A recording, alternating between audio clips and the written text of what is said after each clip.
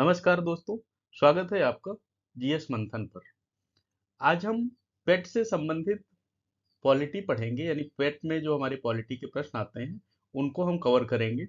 और one liner प्रश्न ज़्यादा रहते हैं, तो हम कोशिश करेंगे कि पूरा मैराथन हम यहाँ पर कंप्लीट कर लें, जिससे कि आपको पॉलिटी से संबंधित कहीं और कुछ न देखना पड़े।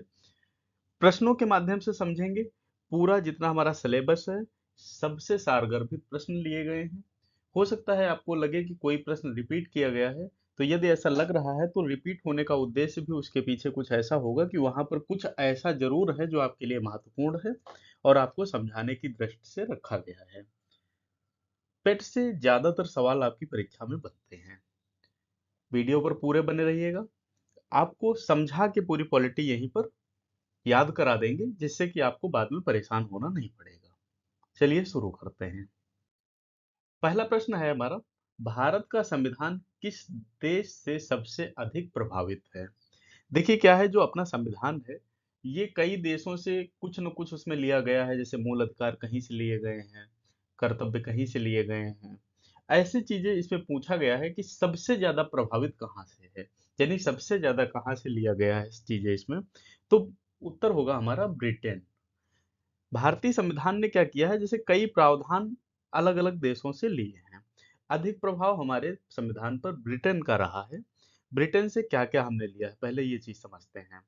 देखिए, संसदीय शासन प्रणाली ली है, मंत्रिपरिषद की सामूहिक जिम्मेदारी, कानून का शासन का सिद्धांत, लोकसभा राज्यसभा जैसी द्विसदनीय व्यवस्था, प्रधानमंत्री की प्रधानता, ये सब ब्रिटेन से ही अपनाया गया है। अमेरिका से मौलिक अधिकार व न्यायिक पुनरावलोकन, कनाडा से संघीय ढांचा, रूस से मौलिक कर्तव्य, आयरलैंड से नीति निर्देशक तत्व लिए गए हैं। तो मूल ढांचा जो हमारा कहाँ है, ब्रिटेन पर आधारित है। इसके अलावा जो चीजें जहां से ली गई हैं वो भी हमने आपको समझा दिया। जैसे अमेरिका से मौलिक अधिकार हो गए, न्यायिक पुनरावलोकन हो गया, कनाडा से संघीय ढांचा हो गया, रूस से मौलिक कर्तव्य हो गए, और आयरलैंड से नीति निर्देशक तत्व लिए गए हैं। तो ये प्रश्न हमारे लिए महत्वपूर्ण बनता है। कई बार ये पूछा जा सकता है कि क्या भारत के संविधान का कहाँ से ग्रहित किया गया है। अगला प्रश्न है, संविधान बनाने में कुल कितना समय लगा? तो संविधान बनाने में दोस्तों जो समय लगता है, वो है 2 वर्ष 11 माह 18 दिन।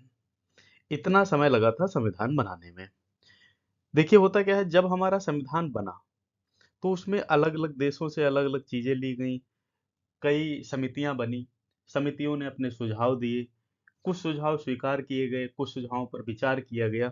ऐसा करके इसमें एक बहुत ज्यादा समय लगा, जो कि संविधान सभा ने 9 दिसंबर 1946 से इसका कार्य शुरू किया और 26 नवंबर 1949 को संविधान को अंगीकृत कर दिया गया। कुल समय जो इसमें लगा वो 2 वर्ष 11 माह 18 दिन है। इतने दिनों में यह प्रक्रिया पूरी होती है। संविधान का मसौदा तैयार करने में डॉक्टर भीमराव अंबेडकर की अध्यक्षता वाली प्रारूप समिति ने मुख्य भूमिका निभाई। देखिए पॉलिटी में आपने पहले पढ़ भी रखा होगा, मुझे उम्मीद है आपको ये चीजें आती भी होंगी। नहीं आती हैं तो हम पूरा समझा देंगे। देखिए इसमें बहुत सारी समितियां बनी थी, जैसे प्रारूप समिति का अध्यक्ष कोई था, कुछ लोगों का काम था सुझाव देना, कुछ लोगों का काम था नई नई चीजें ढूंढ के लाना। ऐसे करके समितियां बनी और उससे काम हुए। 11 अधिवेशन टोटल इसमें हुए थे और 114 दिन बैठक चली थी। ये भी प्रश्न पूछा जाता है। तो 11 अधिवेशन हमारे रहेंगे और 114 दिन हमारी बैठकें हुई थी। ये पेट में पूछा जा सकता है, इंपॉर्टेंट है। देखिए हमने क्या कहा था कि ऐसा नहीं कि हम आपको जो प्रश्न है उसी के बारे में उतने बताएंगे, उससे संबंधित जितना आपके लिए महत्वपूर्ण है हम सब आपको समझाएंगे। बहुत व्यापक विमर्श होता है और विचार विमर्श के बाद दुनिया का सबसे बड़ा लिखित संविधान, भारत का संविधान तैयार होता है। अगला प्रश्न है, संविधान सभा के अस्थायी अध्यक्ष कौन थे? देखिए यहाँ पर ये प्रश्न इसलिए भी डाला गया है, कई बार परीक्षा में आता है और आप लोग जल्दबाजी में स्थायी और अस्थायी पर ध्यान नहीं देते हैं, इसलिए यह प्रश्न डाला गया है। देखिए संविधान सभा के जो अस्थायी अध्यक्ष थे वो सच्चिदानंद सिन्हा जी थे। जो पहली बैठक होती है 9 दिसंबर 1946 को, इस बैठक की अध्यक्षता वरिष्ठतम सदस्य डॉक्टर सच्चिदानंद सिन्हा ने की थी। उन्होंने उन्हें जो है संविधान सभा का अस्थायी अध्यक्ष कहा जाता है। बाद में 2 दिन बाद 11 दिसंबर 1946 को क्या होता है, डॉक्टर राजेंद्र प्रसाद स्थायी बनते हैं। ठीक है, तो ये चीज अब आप थोड़ा ध्यान रखेंगे कि अस्थायी और स्थायी, ये चीज थोड़ा ध्यान रखेंगे, और वरना ये सवाल आपका गलत हो सकता है। इसके बाद क्या होता है, अन्य विकल्पों में, जैसे हम कहें कि और हम इसमें डिटेल में थोड़ा समझते हैं यानी बात करते हैं, तो जो नेहरू जी थे, नेहरू जी ये अंतरिम सरकार के प्रमुख थे। जो नेहरू जी थे ये अंतरिम सरकार के प्रमुख थे, और पटेल जी ये एकीकरण के लिए जाने जाते हैं। इनका मुख्य योगदान एकीकरण का था। ये आप लोगों ने पढ़ा होगा, हम आगे और समझाएंगे इसके बारे में। तो अस्थायी अध्यक्ष कौन हुए, सच्चिदानंद सिन्हा। स्थायी अध्यक्ष कौन हुए, राजेंद्र प्रसाद। देखिए यही चीज हमने वहां पर आपको समझाया था कि स्थायी अध्यक्ष राजेंद्र प्रसाद थे। इन्होंने क्या किया था, संविधान सभा की कार्यवाही का संचालन किया, और अंततः भारत के प्रथम राष्ट्रपति भी ये बने थे। अंबेडकर जी प्रारूप समिति के अध्यक्ष थे। नेहरू संविधान के उद्देश्यों का जो है प्रस्ताव लाने वाले नेता रहे थे। और पटेल जी रियासत के एकीकरण के लिए प्रसिद्ध थे, जाने जाते हैं। सबका देखिए संविधान में योगदान रहा है, किसी एक व्यक्ति के उससे संविधान नहीं बना है, सबका संविधान में योगदान रहा है। संविधान लागू कब होता है, देखिए संविधान जो हमारा अंगीकृत कब किया गया, 26 नवंबर 1949 को। लेकिन इसे 26 जनवरी 1950 को लागू किया गया। यह तिथि इसलिए चुनी गई क्योंकि इसके पीछे का थोड़ा इतिहास भी समझते हैं। 1930 में क्या हुआ था, इसी दिन पूर्ण स्वराज दिवस मनाया गया था।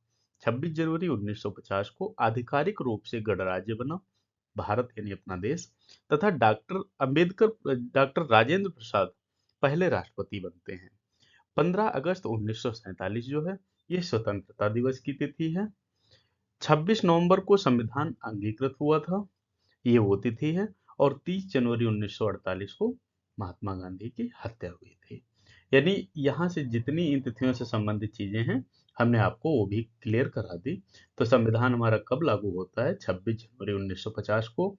अंगीकृत पूछा जाएगा तो 26 नवंबर 1949 को। और 26 जनवरी ये तारीख क्यों ली गई थी, तो इससे संबंधित भी हमने 1930 की घटना जो थी वो आपको बता दी। संविधान का पितामह किसे कहा जाता है, संविधान का पितामह ये कहा जाता है डॉक्टर अंबेडकर को। कारण क्या है, देखिए डॉक्टर अंबेडकर जो थे वो संविधान सभा की प्रारूप समिति के अध्यक्ष थे, और उन्होंने संविधान निर्माण में केंद्रीय भूमिका निभाई थी। उनके गहन अध्ययन, विधिक ज्ञान और नेतृत्व के कारण उन्हें भारतीय संविधान का शिल्पकार या फिर पितामह कहा जाता है। ये दोनों शब्द आपसे पूछे जा सकते हैं, शिल्पकार भी और पितामह भी। डॉक्टर राजेंद्र प्रसाद संविधान सभा के अध्यक्ष हुए हैं, और नेहरू और पटेल के बारे में हमने आपको बता ही दिया है। नेहरू जी उद्देश्य प्रस्ताव लाते थे, पटेल रियासत एकीकरण के लिए प्रसिद्ध हुए थे। अगला प्रश्न है, संविधान सभा की पहली बैठक कब हुई। अभी हम जब चीजों को समझा रहे थे वहां हमने ये चीज आपको समझाई भी थी कि संविधान सभा की अगली बैठक कब हुई थी। चलो फिर से एक बार बता देते हैं। देखिए संविधान सभा में क्या हुआ था, जो सभा ने अपनी पहली बैठक आयोजित की विधि पूर्वक, वो 9 दिसंबर 1946 को आयोजित की थी दिल्ली में। जगह भी पूछी जा सकती है, दिल्ली में हुई थी। इसमें मुस्लिम लीग के प्रतिनिधि जो थे वो शामिल नहीं हुए थे। इस बैठक में अस्थायी अध्यक्ष जो थे सच्चिदानंद सिन्हा जी थे।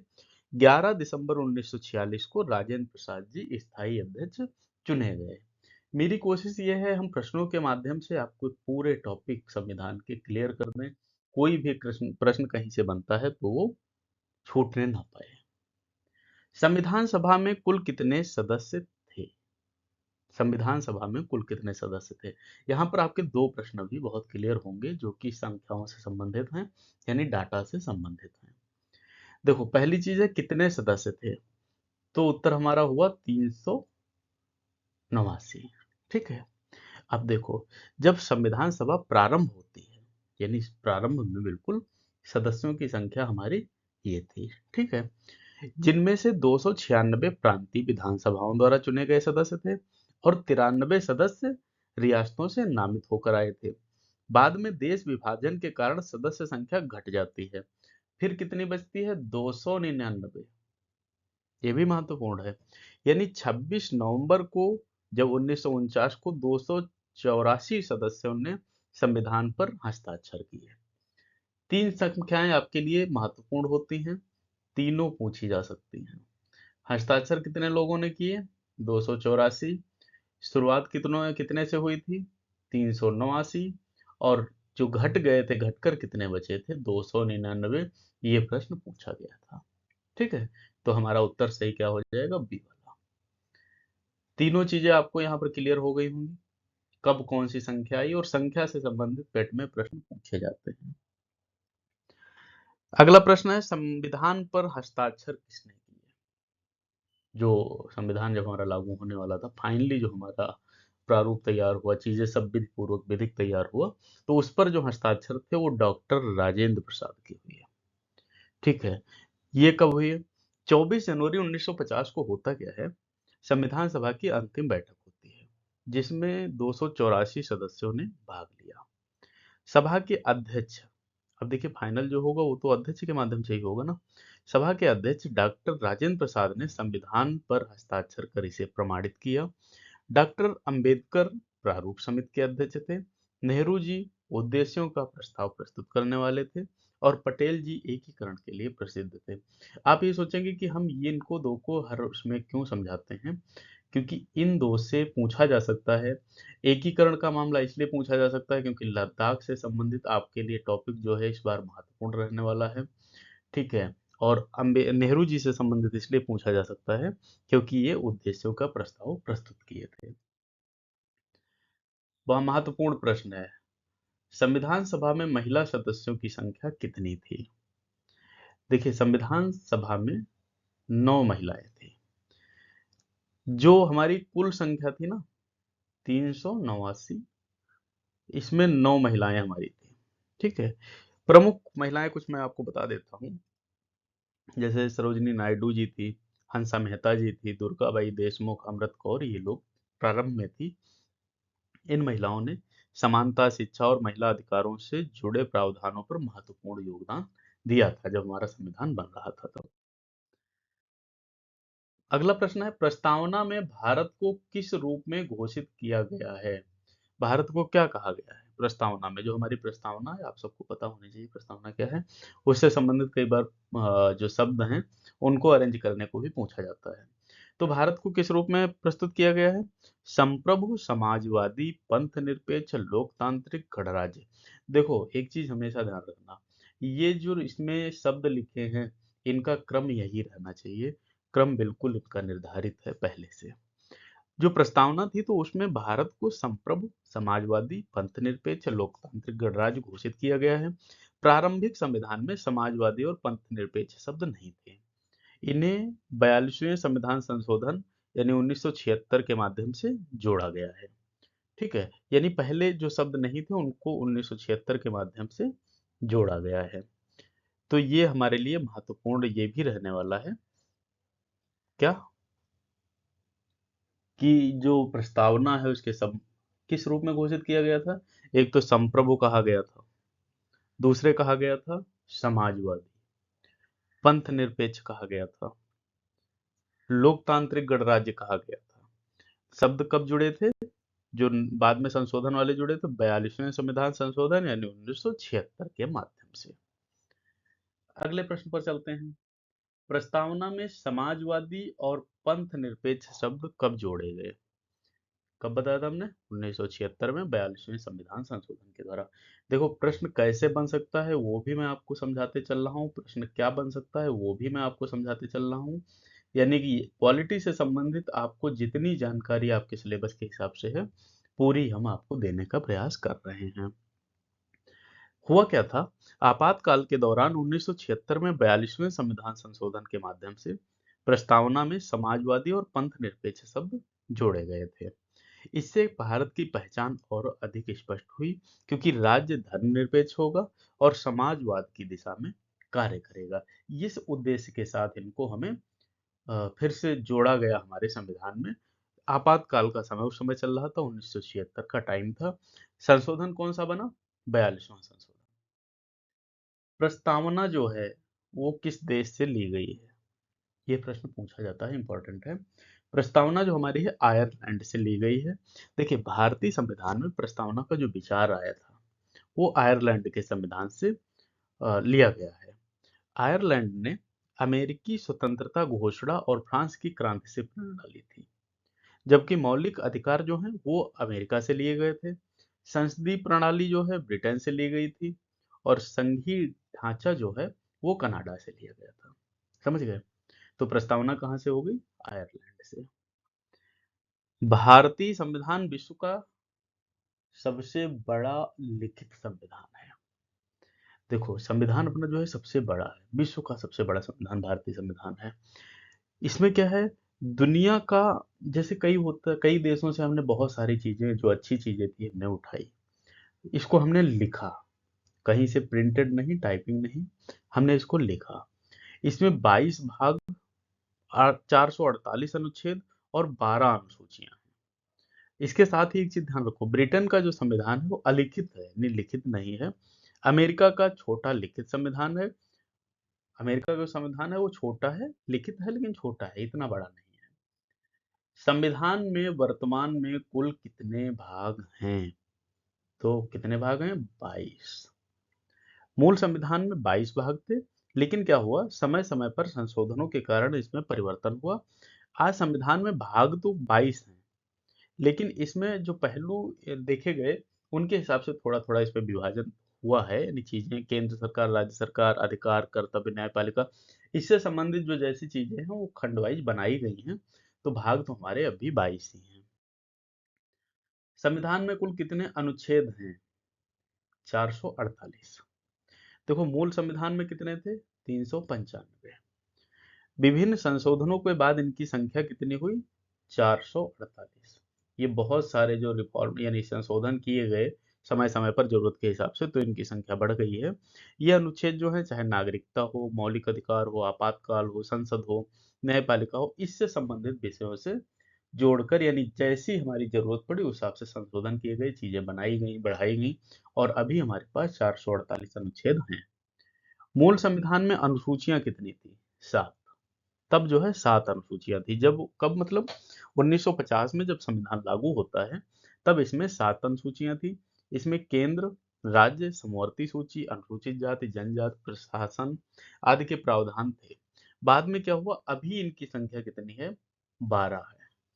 अब ये 12 है, पहले कितने थे? 7 थे। ठीक है।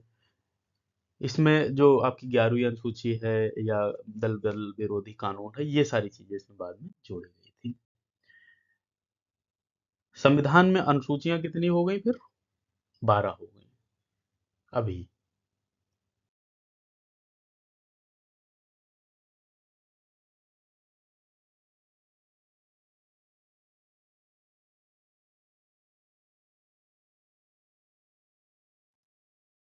इसके बाद प्रस्तावना को संविधान का अभिन्न अंग किस केस में माना जाता है? प्रस्तावना को संविधान का अभिन्न अंग ये माना जाता है केशवानंद भारती केस में। ये कब हुआ? 1973 में। क्या होता है, 1973 के केशवानंद भारती बनाम केरल राज्य केस में सुप्रीम कोर्ट ने कहा कि प्रस्तावना संविधान का अभिन्न अंग है और इसे संशोधित किया जा सकता है, लेकिन संविधान की मूल संरचना को बदला नहीं जा सकता है। दो शब्द ध्यान रखने हैं, अभिन्न अंग है, संशोधन हो सकता है लेकिन संरचना को नहीं बदला जा सकता। केस कब हुआ? 1973 की बात है।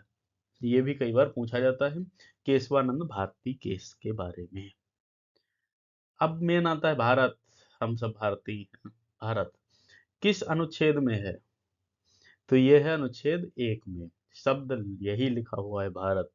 अनुच्छेद 1 क्या कहता है? भारत अर्थात इंडिया राज्यों का संघ होगा, यहीं से आधिकारिक रूप से भारत के नाम की पुष्टि होती है। अन्य अनुच्छेद प्रशासन और नागरिकता से संबंधित है। बाकी जो है इनके बारे में हम आगे बात करेंगे, लेकिन फिलहाल भारत कहाँ मिलता है। अनुच्छेद 1 में लाइन क्या है, भारत अर्थात इंडिया राज्यों का संघ होगा। यह पंक्ति भी पूछी जाती है।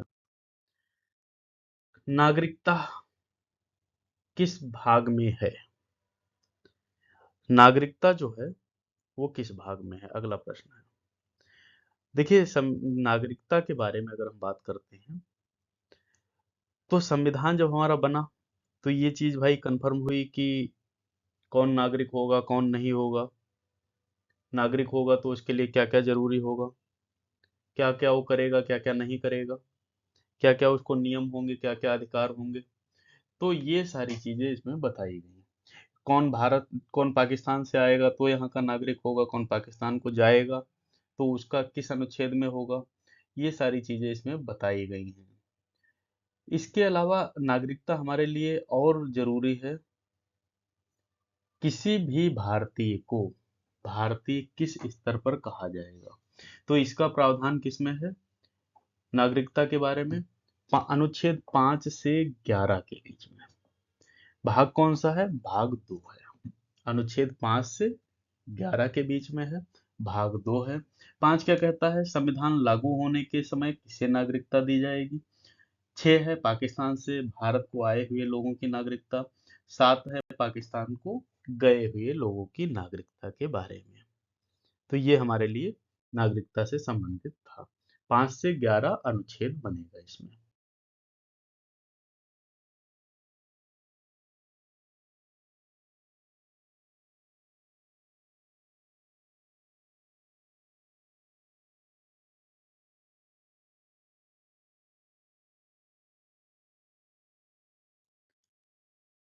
अच्छा, एक चीज और प्रश्न है, भारत की नागरिकता दोहरी होती है या नहीं।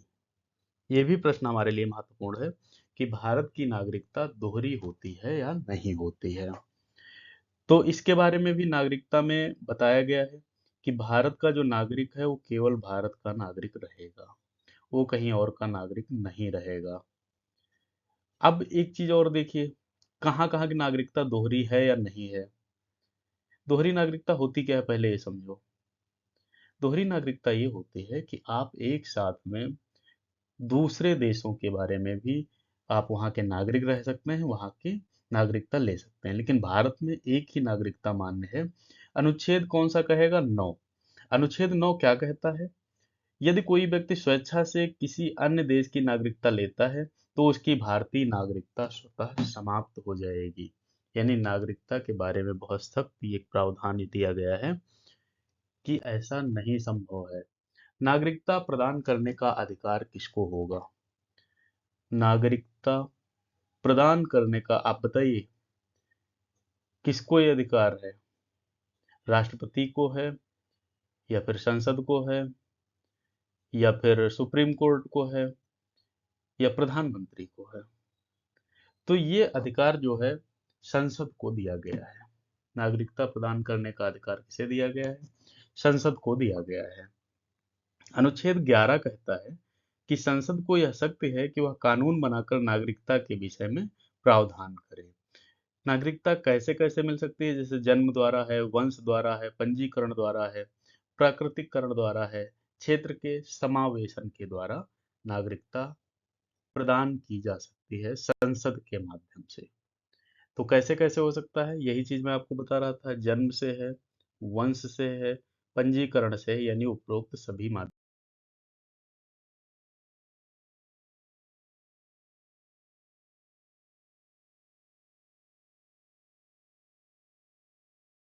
से नागरिकता प्रदान की जा सकती है।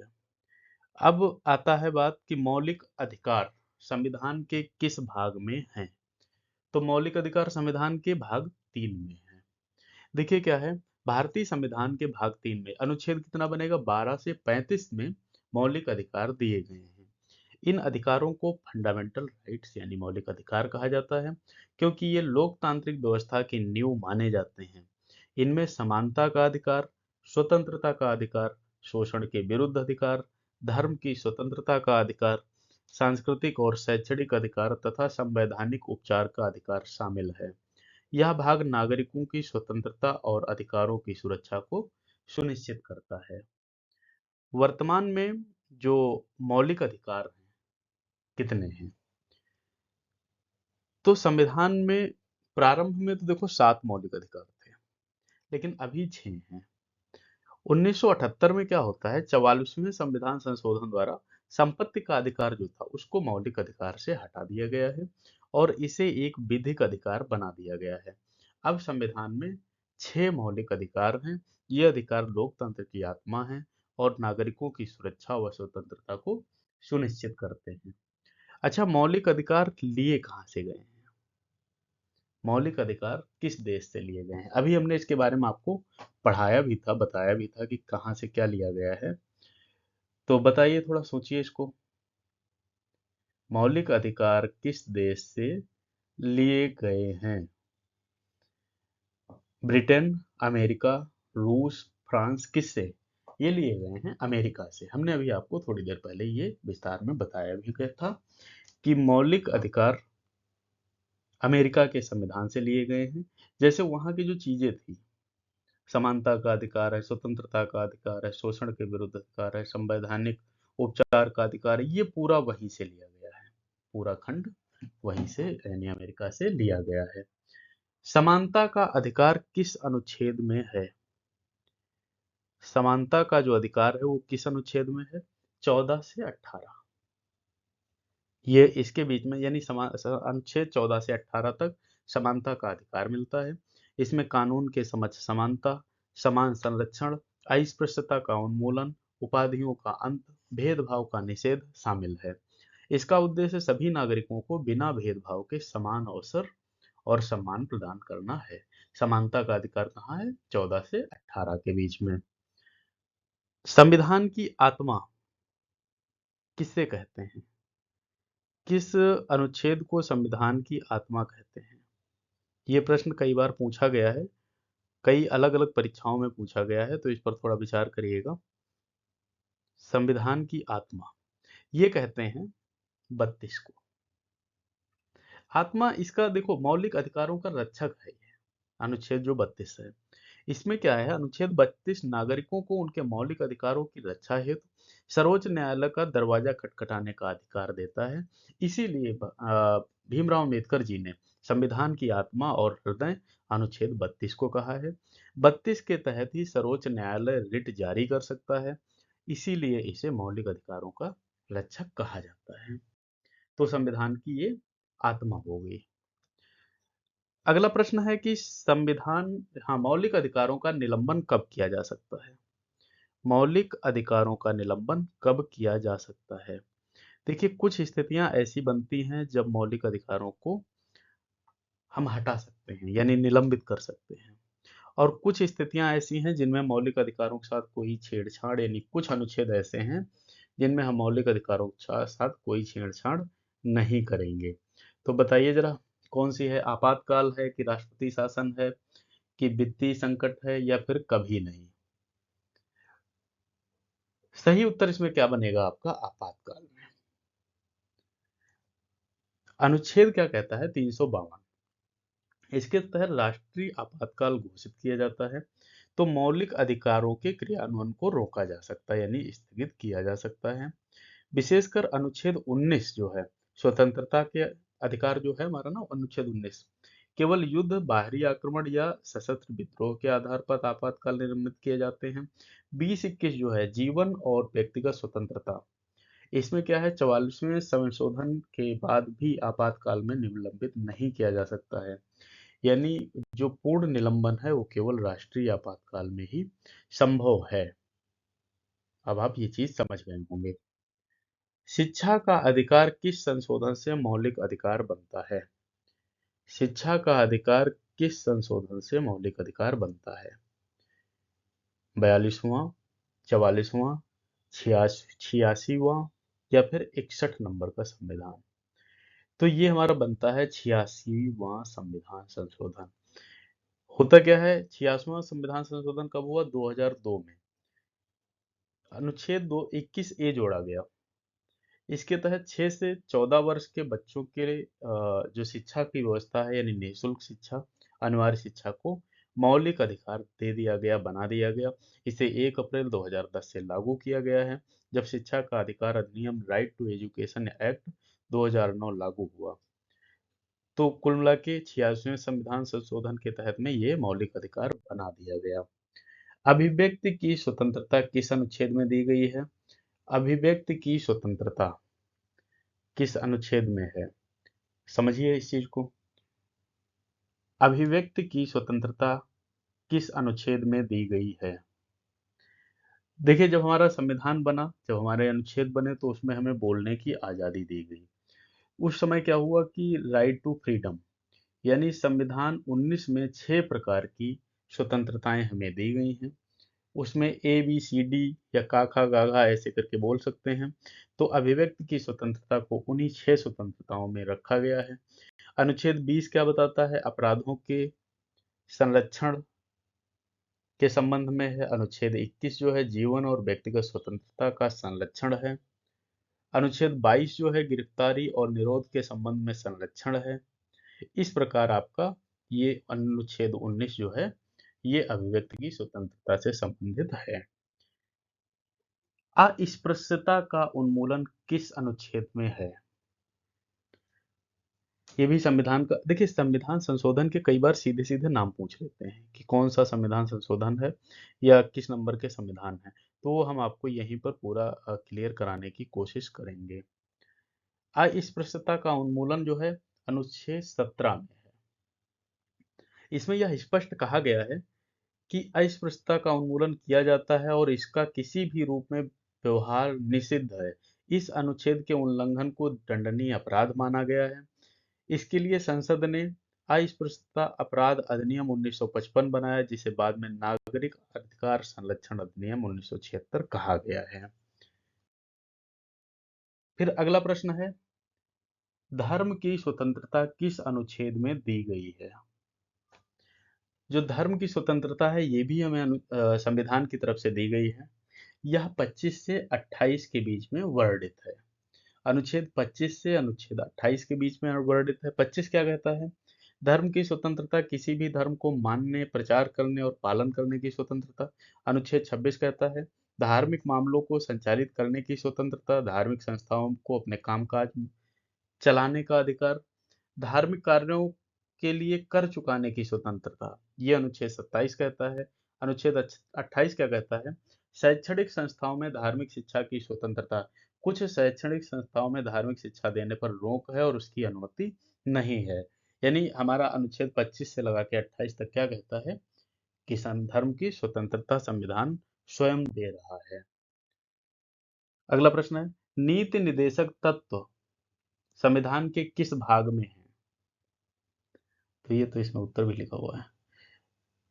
तो भाग 4 में है। नीति निर्देशक तत्व जो है वो भाग 4 में है। अनुच्छेद कितना है? अनुच्छेद 36 से 51 तक है। याद रखिएगा, नीति निर्देशक तत्व जो है अधिकार न्यायालय द्वारा प्रत्यक्ष रूप से लागू नहीं है, लेकिन शासन की नीतियों का आधार इन्हीं को बनाया जाता है। यानी हमारे लिए महत्वपूर्ण जरूर हैं। डीपीएसपी वैसे इनको बोलते हैं। भाग 4 में वर्णित है। अनुच्छेद जो है 36 से 51 तक है। जो नीति निर्देशक तत्व किस देश से लिए गए हैं, ये भी महत्वपूर्ण प्रश्न है, कई बार ये पूछा गया है। तो नीति निर्देशक तत्व जो हैं डीपीएसपी वो आयरलैंड से लिए गए हैं। ये हमने आपको पहले बताया भी था, आयरलैंड से लिए गए हैं। इन्हें 1937 से लिया गया है, जो आयरिश कॉन्स्टिट्यूशन है उससे लिया गया है। तो ये 36 से 51 का अनुच्छेद इसमें रहा है। क्या नीति निर्देशक तत्व न्यायालय में लागू कराए जा सकते हैं? नहीं, ये लागू नहीं कराए जा सकते हैं। लेकिन जो हमारी नीतियां बनती हैं, जो शासन की नीतियां बनती हैं, वो इनके आधार पर बनती हैं। ये हमें ध्यान रखना है।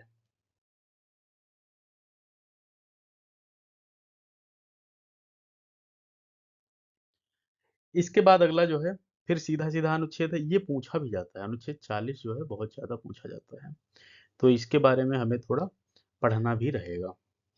अनुच्छेद 40 किससे संबंधित है? पंचायतों की स्थापना, शिक्षा का अधिकार, स्वास्थ्य, समानता किससे? तो यह पंचायतों की स्थापना से संबंधित है। अनुच्छेद 40 जो है संविधान के नीति निर्देशक तत्वों में आता है। इसमें क्या कहा गया है? राज्य पंचायतों का संगठन करे और उन्हें आवश्यक शक्तियां तथा अधिकार प्रदान करे ताकि वह स्वशासन की इकाइयों के रूप में कार्य कर सकें।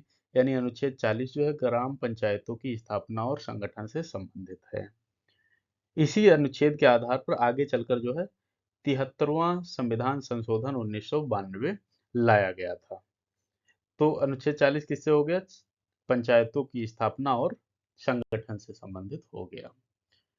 देखिए बहुत महत्वपूर्ण प्रश्न है और कोशिश ये है कि आपका पूरा यहीं पर क्लियर हो जाए। तो यदि आपको वीडियो पसंद आए तो सब्सक्राइब जरूर कर लीजिएगा चैनल को। अगला प्रश्न है, राज्य नीति निर्देशक तत्व मूल अधिकारों से श्रेष्ठ नहीं है, यह किसने कहा है? यानी किस केस में कहा गया है? फिर से समझिए, राज्य के नीति निर्देशक तत्व मूल अधिकारों से श्रेष्ठ नहीं है, यह किस केस में कहा गया है?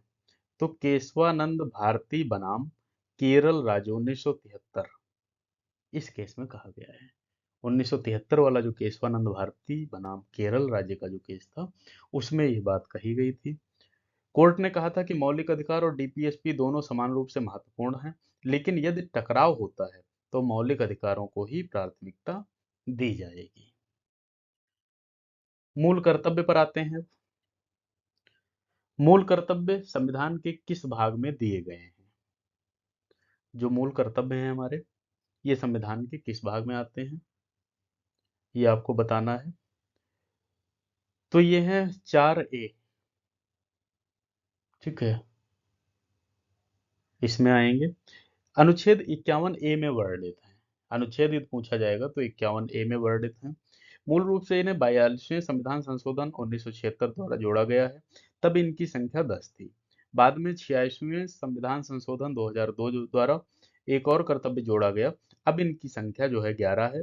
जो ज्यादा जुड़ा था, यानी जो बाद में जुड़ा था, वो क्या था? 6 से 14 वर्ष तक के बच्चों को शिक्षा दिलाना, ये बाद में जोड़ा गया था। मूल कर्तव्य किस देश के संविधान से लिए गए हैं? देखिए, ये भी बाहर से ही ग्रहित किए गए हैं, बाहर के संविधान से ग्रहित किए गए हैं। ये रूस से लिया गया है। मूल कर्तव्य जो हैं हमारे रूस से लिए गए हैं। 1976 में 42वें संविधान संशोधन के द्वारा मूल कर्तव्यों को भारत के संविधान में शामिल किया गया था। अनुच्छेद कौन सा है? 51A। डीपीएसपी कहाँ से लिए गए थे? आयरलैंड से। कर्तव्य कहाँ से लिए गए हैं? रूस से। संविधान में मूल कर्तव्यों को कब जोड़ा गया? हमने अब कई बार में ये बताया है, कई तरीके से 1976 में ये जोड़ा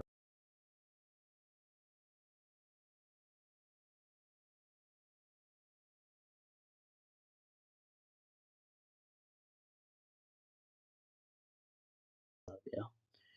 वर्तमान में संख्या कितनी है? 11 है। पहले 10 थे, बाद में एक बढ़ा दिया गया। बढ़ाया गया वो कौन सा था? 6 से 14 वर्ष तक के बच्चों की शिक्षा को अधिकार दिलाना, ये हो गया 11वां। कब जोड़ा गया? 86वें संविधान संशोधन 2002 के द्वारा जोड़ा गया। अगला प्रश्न है, राष्ट्रीय ध्वज और राष्ट्रगान का सम्मान करना किसके अंतर्गत आता है? मौलिक अधिकार, नीति निर्देशक तत्व, मूल कर्तव्य या अनुच्छेद 21? देखिए, हमारा जो राष्ट्रीय ध्वज है और राष्ट्रगान है, इसका हमें हमेशा सम्मान करना चाहिए और इसे हमें अपने प्रतीक को मान के हमेशा आगे बढ़ना चाहिए। हमारे देश का राष्ट्रीय ध्वज जो है वही हमारी पहचान है बाहर विदेशों में, ठीक है। अब इसमें क्या होता है कि सम्मान करना आएगा किसमें? ये मूल कर्तव्यों में आएगा। मूल कर्तव्य किस अनुच्छेद में है? 51A। ये वाली लाइन किस में है? 51A के ए वाले में, ठीक है। उसमें क्या लिखा हुआ है? पहला जो हमारा 51A का पहला जो खंड है उसमें लिखा है, प्रत्येक नागरिक का यह कर्तव्य होगा कि वह संविधान का पालन करे और उसके आदर्शों, संस्थाओं, राष्ट्रीय ध्वज और राष्ट्रीय गान का सम्मान करे। तो ये भी हम हमसे कई बार पूछा जाता है कि किस वाले में है, तो 51A के ए वाले, ठीक है। भारत का संविधान जो है यह किस प्रकार का संघ है, यानी भारत किस प्रकार का संघ है, अर्थात भारत का संविधान इसको किस प्रकार का संघ में बनाता है। तो ये दृढ़ संघ है, यानी ये दृढ़ है, आवश्यक पड़ने पर ये लचीला है, वैसे ये दृढ़।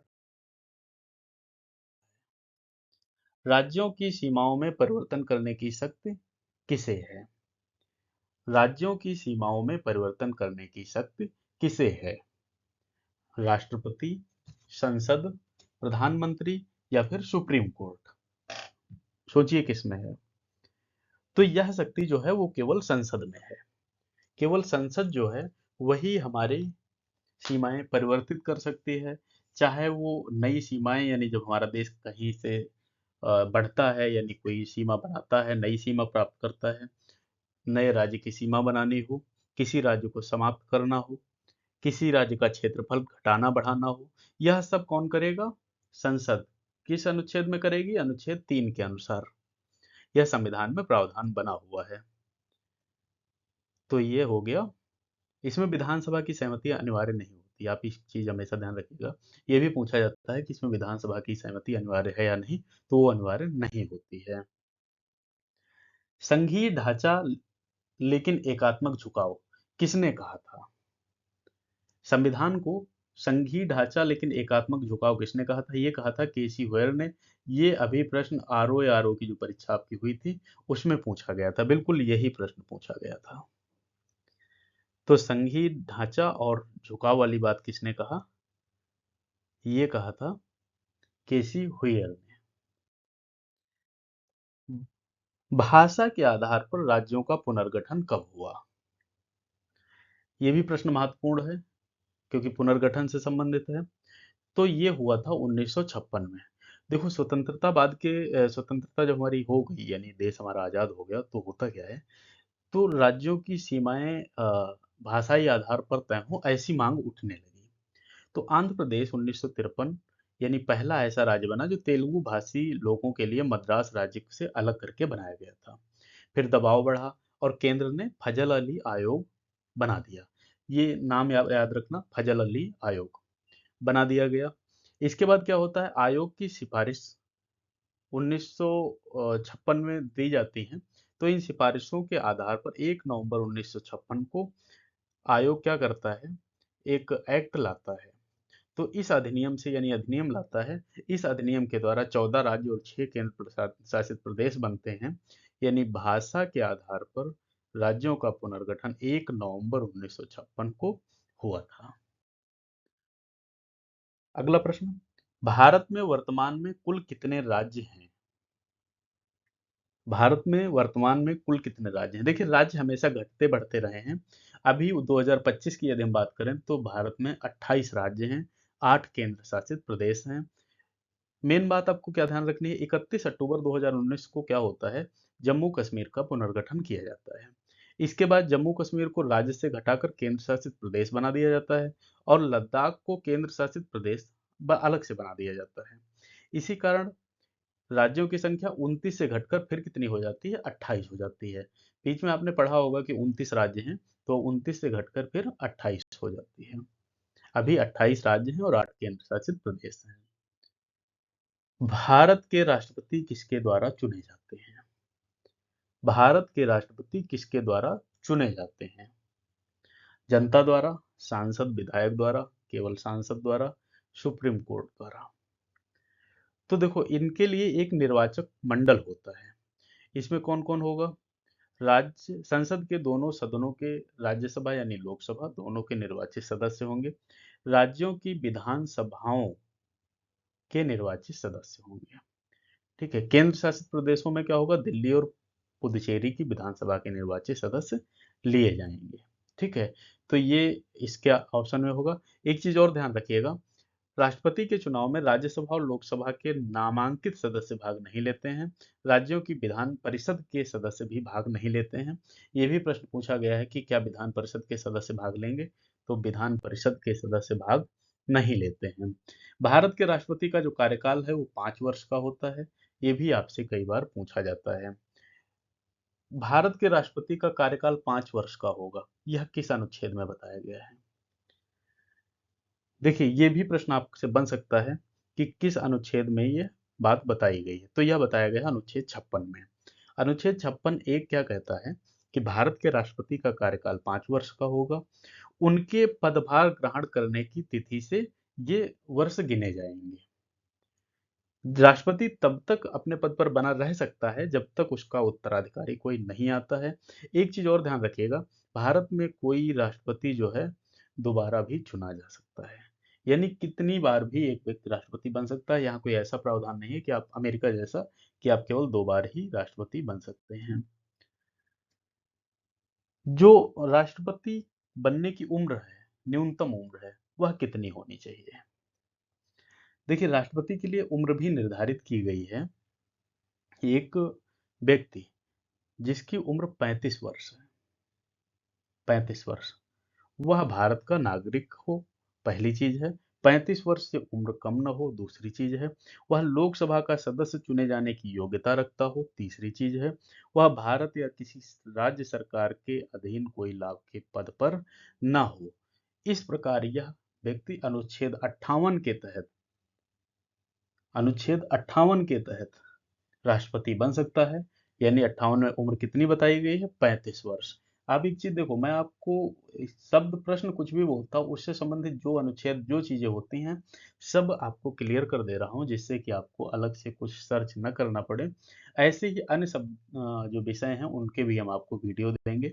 आप चैनल पर सबको सब्सक्राइब कर लीजिएगा, जिससे आपको विधिवत सारी तैयारी के लिए वीडियो मिलते रहें।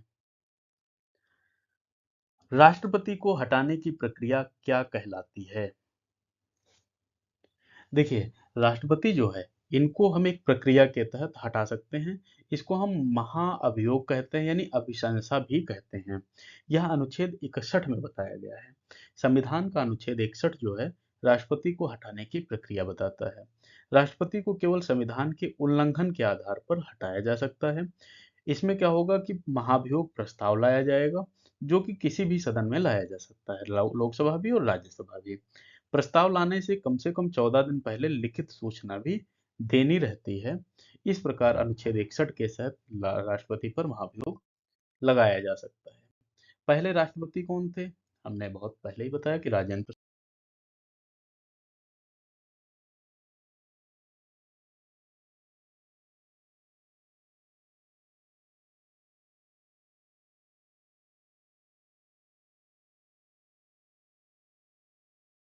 प्रसाद जी थे।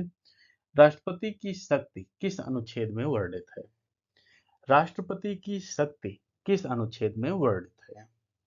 52 से 78, 80 से 100, 101 से 123 या फिर 150 से 160? ये अनुच्छेद के नंबर हैं। तो ये 52 से 78 के बीच में इनकी शक्तियां बताई गई हैं। 52 अनुच्छेद सीधे सीधे कहता है कि भारत का एक राष्ट्रपति होगा। इसके बाद इसमें और बहुत सारी चीजें हैं। जो मुख्य प्रावधान है वो 62 तक दिए गए हैं, 52 से 62 तक दिए गए हैं। इसके बाद कुछ और प्रावधान है राष्ट्रपति से संबंधित जो उसमें दिए गए हैं।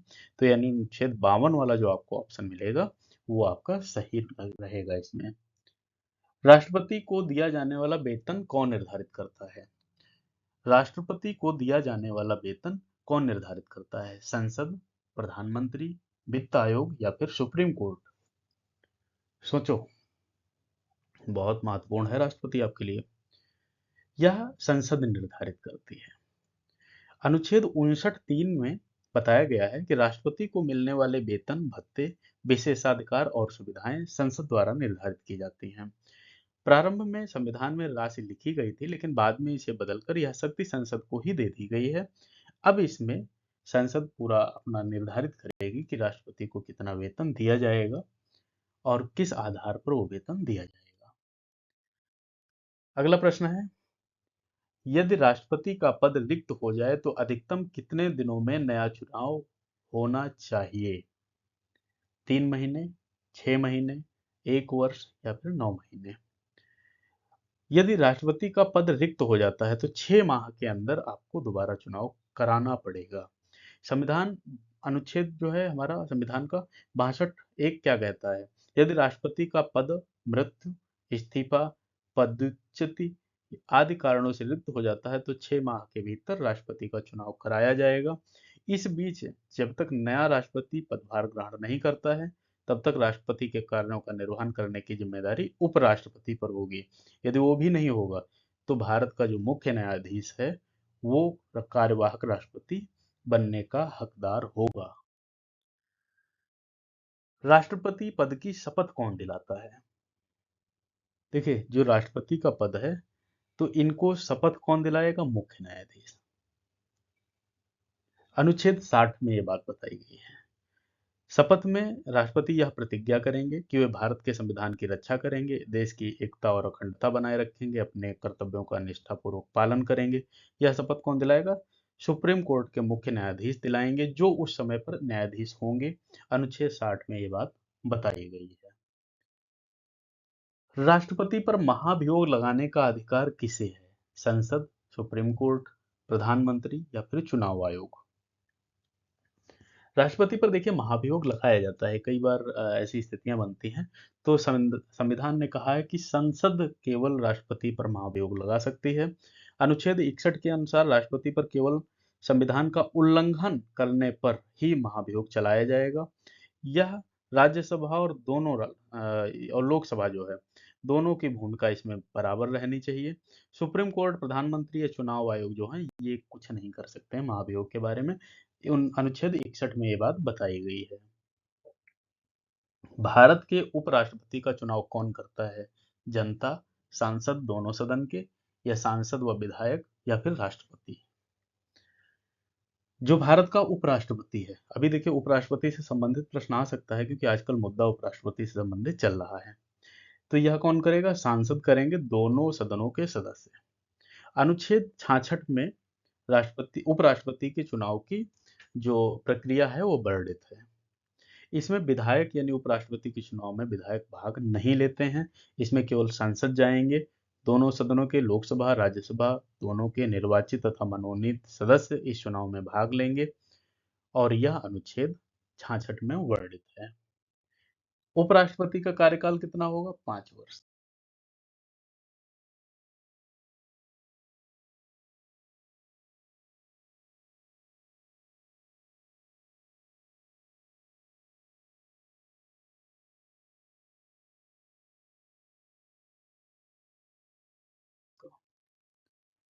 अगला प्रश्न है, उपराष्ट्रपति बनने की न्यूनतम आयु कितनी होनी चाहिए?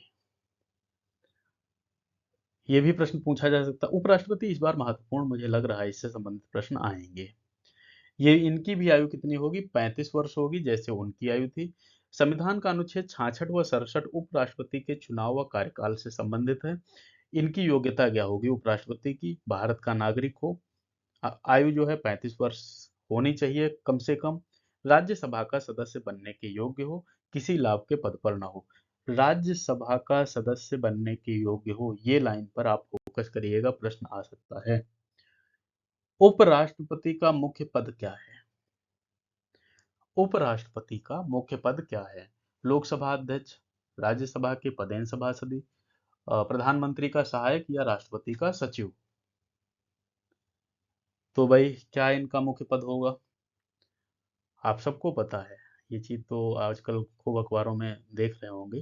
तो राज्यसभा के जो पदेन सभापति हैं, वो उपराष्ट्रपति के मुख्य पद के दावेदार होते हैं। भारत का उपराष्ट्रपति संविधान के अनुसार राज्यसभा का पदेन सभापति होगा। जब वह राष्ट्रपति नहीं है, तब उसका मुख्य कार्य राज्यसभा की अध्यक्षता करना होगा। यदि वह राष्ट्रपति बन जाता है, यानी कार्यवाहक राष्ट्रपति बनता है, उस समय वह ऐसा नहीं करेगा। उपराष्ट्रपति को हटाने का प्रस्ताव कहां से लाया जाता है? उपराष्ट्रपति को हटाने का प्रस्ताव कहां से लाया जाता है? उपराष्ट्रपति को हटाने का प्रस्ताव कहां से लाया जाता है? लोकसभा, राज्यसभा, सुप्रीम कोर्ट या राष्ट्रपति भवन? देखिए, यह भी हमारे लिए महत्वपूर्ण है कि इनको हम कैसे हटा सकते हैं। इनका प्रस्ताव जो है आएगा राज्यसभा से, क्योंकि ये राज्यसभा का सदस्य बनने की योग्यता रखते हैं। अनुच्छेद 67 बी में ये बात बताई गई है। हटाने का प्रस्ताव राज्यसभा में लाया जाएगा, और इसे पास करने के लिए सदस्यों का बहुमत होना आवश्यक होता है। भारत के वास्तविक कार्यकारी प्रमुख कौन है? भारत के वास्तविक कार्यकारी प्रमुख कौन हैं? राष्ट्रपति, प्रधानमंत्री, उपराष्ट्रपति या मुख्य न्यायाधीश? देखिए, वास्तविक कार्यकारी प्रमुख जो होता है वही राष्ट्र को चलाता है, तो ये प्रधानमंत्री होंगे। आपने देखा नहीं, सब कुछ मोदी जी, यानी वास्तव में सब कुछ मोदी जी ऐसा नहीं है। वास्तविक जो कार्यकारी प्रमुख है यानी कार्य करने के लिए जो मंत्रिमंडल है वो इन्हीं के साथ है, यानी पूरा जो विधि विधान बना है वो इन्हीं के आसपास में बना हुआ है। प्रधानमंत्री की नियुक्ति कौन करेगा?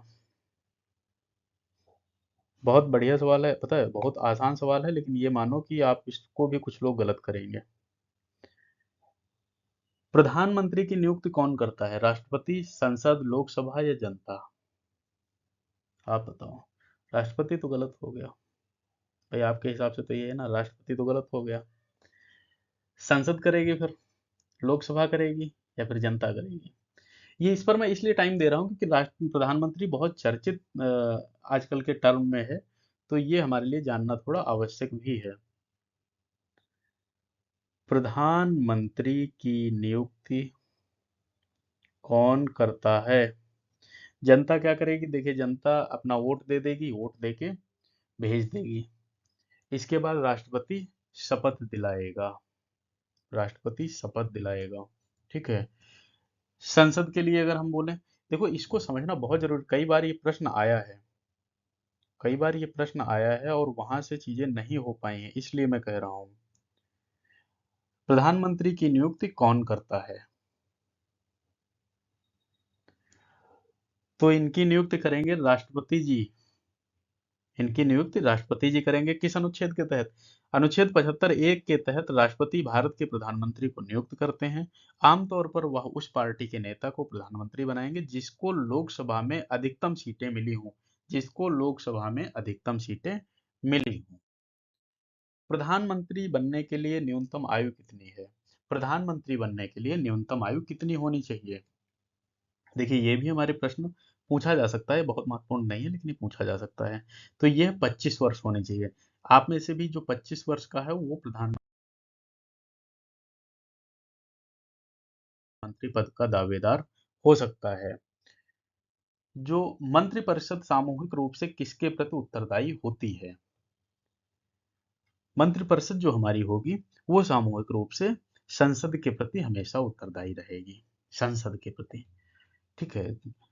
भारत में संघीय कार्यपालिका का जो प्रमुख होगा वो प्रधानमंत्री हो जाएगा और मंत्रिपरिषद कैबिनेट संसद के सामने सामूहिक रूप से जिम्मेदार होगी, विशेषकर लोकसभा के प्रति। ठीक है। तो ये आपको प्रश्न का उत्तर मिल गया होगा संसद के प्रति। कैबिनेट सरकार शब्द का संबंध किससे है? अमेरिका, ब्रिटेन, भारत या फिर जापान? देखिए, ये पूछ रहा है कि कहाँ से ये शब्द लिया गया है, कैबिनेट सरकार, तो इसका जो संबंध है वो ब्रिटेन से है।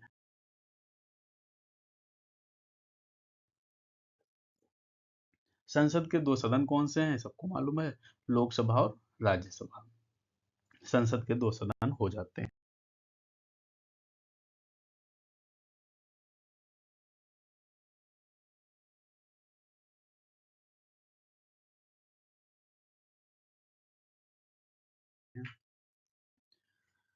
लोकसभा की लोकसभा की अधिकतम सदस्य संख्या कितनी हो सकती है? देखिए, इस पर भी शुरुआत में जब संविधान की स्थापना हो रही थी, यानी संविधान जब लिखा जा रहा था, तो इस पर भी बहुत विचार हुआ था कि कितने सदस्य होने चाहिए। तो सर्वोच्च संख्या जो है वो 552 है। ठीक है। राज्यों और केंद्र शासित प्रदेशों से ये लोग लिए जाएंगे। वहां से कितने सदस्य होंगे? अधिकतम 20 होंगे, 530 होंगे। और जो केंद्र शासित प्रदेश से हैं वहां से 20 सदस्य होंगे। और अंग्रेजी संविधान में समय समय पर नॉमिनेशन, यानी राष्ट्रपति दो सदस्यों को अंग्रेजी और सिख समुदाय से नामित कर सकता है। हालांकि आरक्षण के कारण नामांकन में थोड़ा तो बदलाव हुआ है। आप बस इतना जा रहा हूँ कि 552 सदस्य जो हैं वो अधिकतम हो सकते हैं। राज्यसभा की कितनी होंगी अधिकतम सदस्य संख्या? राज्यसभा की अधिकतम सदस्य संख्या कितनी होगी? तो देखो, जब लोकसभा की निर्धारित हो गई 552, तो राज्यसभा में निर्धारित करना आवश्यक है। तो ये सदस्य संख्या होगी 250। 238 सदस्य जो होंगे वो राज्यों और केंद्र शासित प्रदेश से आएंगे और 12 सदस्य उसके राष्ट्रपति जी द्वारा नामित किए जाएंगे। ये साहित्य, विज्ञान, कला और सामाजिक सेवा क्षेत्र से संबंधित होते हैं। थक गए? अभी और पढ़िए, अभी नहीं थके हैं, पूरा करके जाएंगे। जितना महत्वपूर्ण प्रश्न है यहाँ का, पूरा करके जाएंगे। लोकसभा की अवधि कितनी होती है? लोकसभा की अवधि वैसे तो 5 वर्ष निर्धारित है, लेकिन यदि कोई कारण होते हैं तो लोकसभा को भंग किया जा सकता है। राज्यसभा को कभी भंग नहीं किया जा सकता है।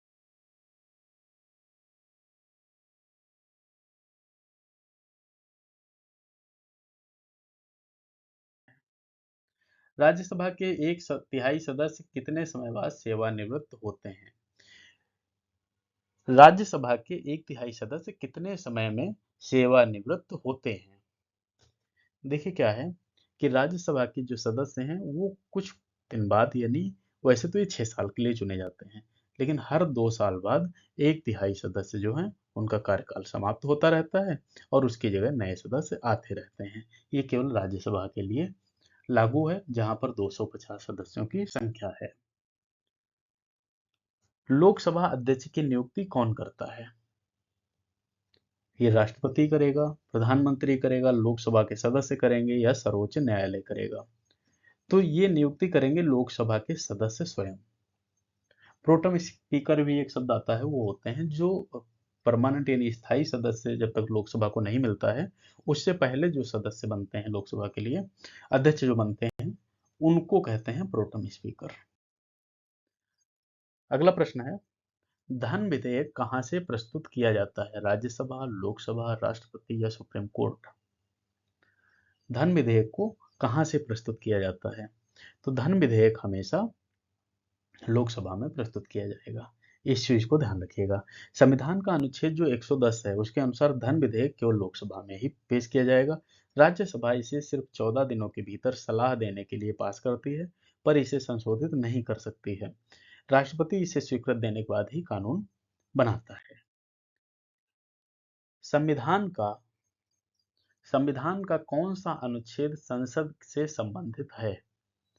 अनुच्छेद नंबर बताना है इसमें। कौन सा अनुच्छेद जो है वो संसद की प्रणाली, संसद में कितने कैसे लोग होंगे, उससे संबंधित है। तो ये है 89 से 122, 79 टू 122। ठीक है, ये जो संविधान का अनुच्छेद है, 79 क्या कहता है? संसद का गठन होगा। 80 कहता है राज्यसभा का गठन होगा। 81 कहता है लोकसभा का गठन होगा। संसद के कार्य, चुनाव, सत्र, अध्यक्ष, नियम, विधेयक, सब कुछ इसमें है। ये कौन सा अनुच्छेद है? ये वाला, पहला वाला, 79 टू 122, 122। ठीक है। राज्यसभा को स्थायी सदन क्यों कहा जाता है? क्योंकि इसे देखिए भंग नहीं किया जा सकता है। इसका जो मेन कारण है वो यही है कि इसके सदस्य वैसे तो 6 साल के लिए आएंगे, लेकिन हर 2-2 साल बाद सदस्य एक तिहाई संख्या कम होती चली जाएगी और इसलिए इसको भंग कभी नहीं किया जा सकता है। ये स्थायी सदन कहा जाता है। संसद का संयुक्त अधिवेशन कौन बुलाता है? राष्ट्रपति, प्रधानमंत्री, लोकसभा अध्यक्ष या फिर राज्यसभा के सभापति? सोचो थोड़ा इसको, क्योंकि थोड़ा गंभीर प्रश्न है। गंभीर इसलिए भी है क्योंकि इसमें लग रहा है कि 3 ऑप्शन हो सकते हैं।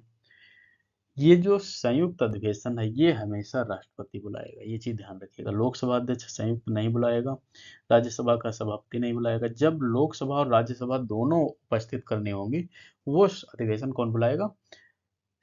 राष्ट्रपति जी उसको बुलाएंगे। यह क्यों होता है? देखो कई बार क्या है, लोकसभा और राज्यसभा में किसी विधेयक पर मतभेद हो जाता है, सामान्य प्रक्रिया जैसे समाधान नहीं होता है, तो फिर संयुक्त अधिवेशन बुलाना पड़ता है। सर्वोच्च न्यायालय कहाँ पर है? दिल्ली में। अपना जो भारत का सर्वोच्च न्यायालय है वो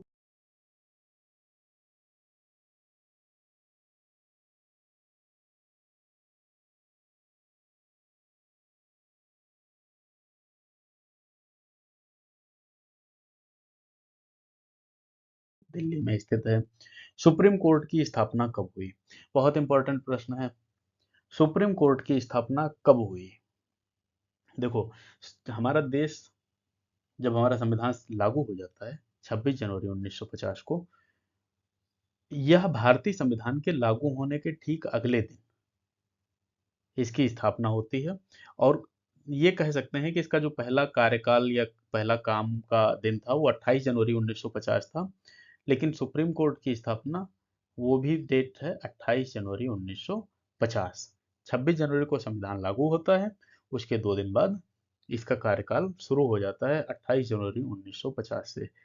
भारत का सर्वोच्च न्यायालय जो है न्यायिक प्राधिकरण के रूप में कार्य करता है। तो स्थापना कब हुई? 28 जनवरी 1950 को। भारत के पहले मुख्य न्यायाधीश कौन थे? हिदायतुल्लाह, एमसी महाजन, हरिलाल जे कानिया, गजेंद्र गढ़कर। तो ये थे हरिलाल जे कानिया। 26 जनवरी 1950 को भारत के संविधान लागू होने के साथ सुप्रीम कोर्ट के पहले मुख्य न्यायाधीश के रूप में इन्होंने शपथ ली थी। इनका जो कार्यकाल था 1951 तक रहा था। हरिलाल जार्जस कारक इनका नाम था, या कानिया, कई जगह कानिया लिखा हुआ है। सर्वोच्च न्यायालय के न्यायाधीश की सेवानिवृत्ति आयु कितनी है? सर्वोच्च न्यायालय के न्यायाधीश की सेवानिवृत्ति आयु कितनी है? 60 वर्ष, 62 वर्ष, 65 वर्ष या फिर 70 वर्ष? यह है 65 वर्ष। अनुच्छेद 124 दो क्या कहता है? सुप्रीम कोर्ट के न्यायाधीश 65 वर्ष तक की आयु तक अपनी सेवा पर रह सकते हैं। हाई कोर्ट के जो न्यायाधीश हैं वो 62 साल तक अपनी सेवा में रह सकते हैं। न्यायिक पुनरावलोकन की शक्ति कहाँ से मिली है? जुडिशियल रिव्यू की शक्ति कहाँ से मिली है? अमेरिका, ब्रिटेन, रूस या फिर जापान? जो हमारे संविधान में ये टर्म आया है जुडिशियल रिव्यू, ये लिया गया है अमेरिका से। भारत ने अपने संविधान में ये शक्ति अमेरिकी प्रणाली से अपनाई है। आपातकालीन प्रबंधन किस भाग में है? आपातकालीन प्रबंधन किस भाग में है? ये भी बहुत महत्वपूर्ण प्रश्न है। आपातकाल आपातकाल जो है ये किन स्थितियों में लगता है, ये हम आपको पूरा विस्तार में बताएंगे। देखो, भारतीय आपातकाल जो है 352 से 360 में अनुच्छेद में शामिल किया गया है। तो राष्ट्रपति का आपातकाल जो है 352 से संबंधित रहेगा, यानी युद्ध, आंतरिक असंतोष और विदेशी आक्रमण, तब राष्ट्रपति आपातकाल लगा सकता है। राज्य आपातकाल जो है राज्य सरकार के संवैधानिक कर्तव्यों का पालन न करने पर लगा सकता है, ये अनुच्छेद 356 बनेगा। वित्तीय आपातकाल 360 है, अनुच्छेद 360 है, वित्तीय असंतुलन या आर्थिक संकट की स्थिति में। ठीक है, हम संविधान के ये अनुच्छेद समझ गए। अब है आपातकाल किस भाग में है, भाग हम पूछ रहे हैं। तो भाग जब हमसे पूछा जाए, देखो पहले तो हमें तीनों पता होने चाहिए ना कि कौन कब लगा सकता है। एक राष्ट्रपति लगाएगा, राज्य अपने स्तर पर लगा सकता है, राष्ट्रपति देश में कोई भी जब गंभीरता वाली मामला देखता है तो उस समय लगाएगा। ठीक है, तो ये किस भाग में बनेगा? इसमें।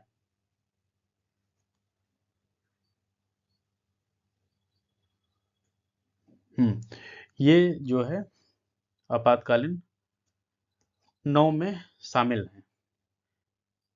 कुल 9 अनुच्छेद इसमें शामिल हैं इस भाग में, 352 से लगा के 360 तक, माफ कीजिएगा, कुल 9 अनुच्छेद शामिल हैं, अनुच्छेद 52 से अनुच्छेद 360 तक। राष्ट्रीय आपातकाल किस अनुच्छेद में है? ये फिर से पूछा गया वही बात। राष्ट्रीय आपातकाल किस अनुच्छेद में है? देखिए, आपातकाल 3 प्रकार के हैं। राज्य का अलग है, जो कि राष्ट्रपति लगाएंगे। युद्ध या बाहरी आक्रमण के समय 352। राज्य में संविधान पालन में जब विफलता हो जाएगी तो 356, और वित्तीय संकट अगर आ जाएगा तो फिर हमारा 360। तो ये हमारा हो जाएगा 352। वित्तीय आपातकाल 360।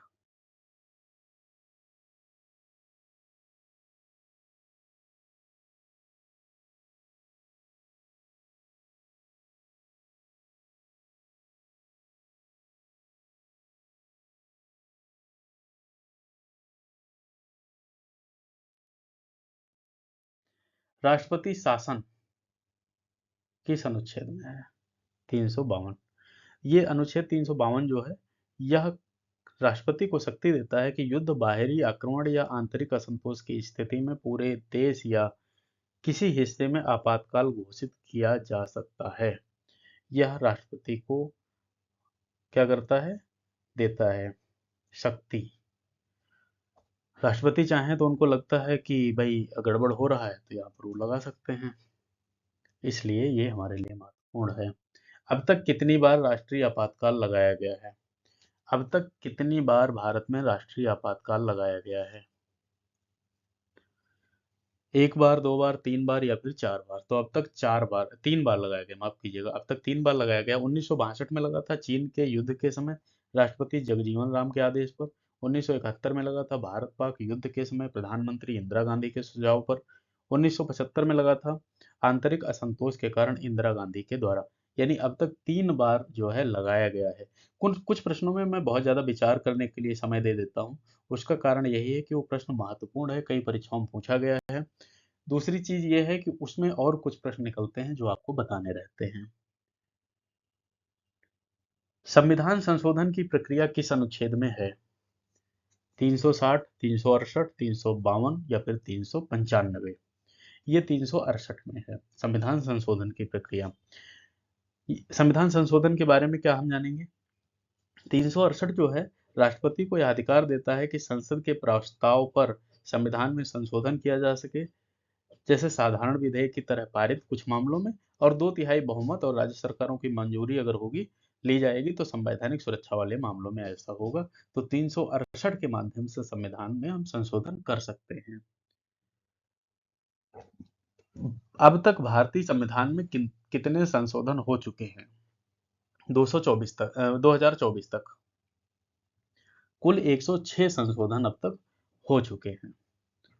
भारतीय संविधान में अब तक 106 संशोधन किए जा चुके हैं, जो कि अलग अलग समय पर अलग अलग तरीके से हुए हैं। कैसे कैसे होता है? साधारण बहुमत से होता है कुछ मामलों में, विशेष बहुमत से होता है संसद में विशेष बहुमत पारित करके, और इसके अलावा राज्यों की मंजूरी के माध्यम से भी होता है। सबसे जो बड़ा और महत्वपूर्ण संशोधन हुआ था वो 42वां संशोधन था, 1976 में हुआ था। उसको मिनी संविधान भी कहा जाता है। अगला प्रश्न है, पहला संविधान संशोधन कब हुआ? 1949, 1950, 1951 और 1952। तो पहला संशोधन जो है 18 जून 1951 को किया गया था। तो यह क्या था? मौलिक अधिकारों और भूमि सुधार कानूनों से संबंधित पहला वाला था। तो हमें याद रखना 1951 में। भारतीय संविधान में कुल कितने परिशिष्ट यानी शेड्यूल्स हैं? 10, 11, 12, 13। कुल कितने शेड्यूल हैं? तो 12 हैं। पहले 8 अनुसूचियां थी, उन्हें बाद में बढ़ा के 12 कर दी गई हैं, अभी 12। 10वां परिशिष्ट यानी 10वीं अनुसूची किससे संबंधित है? दल बदल विरोधी कानून से संबंधित। 10वां परिशिष्ट यानी दल बदल विरोधी कानून जो है, इसके अनुच्छेद क्या होंगे? यह जो है दल बदल विरोधी कानून से संबंधित है। तो ये कब जोड़ा गया? 52वां संविधान संशोधन 1985 में जोड़ा गया है।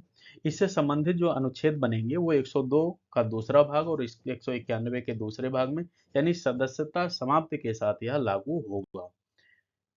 तो ये हमारा 10वां किससे संबंधित है? दल बदल विरोधी कानून से। 11वां किससे संबंधित होगा? 11वां परिशिष्ट किससे संबंधित है? राज्य सूची, पंचायती राज संस्थाएं, नगर निकाय या नागरिक अधिकार? ये भी हमारे लिए महत्वपूर्ण है, अनुसूचियों से संबंधित है। तो यह हमारे लिए 11 पंचायती राज संस्थाओं से संबंधित है। 73वें संविधान संशोधन 1992 में इसे जोड़ा गया था। यानी ग्राम पंचायत, पंचायत समिति और जिला परिषद के लिए कार्य शक्तियां और जिम्मेदारियां इस सूची में दी गई हैं। कुल 19 कार्य क्षेत्र शामिल हैं, जैसे कृषि, शिक्षा, जल आपूर्ति, ऐसे करके इसमें शामिल हैं। तो ये पंचायती राज से संबंधित है। 12वीं अनुसूची किससे संबंधित है? नगर निकाय, पंचायती राज, भाषा, नागरिकता। देखो 11वीं 12वीं दोनों अपने लिए महत्वपूर्ण है।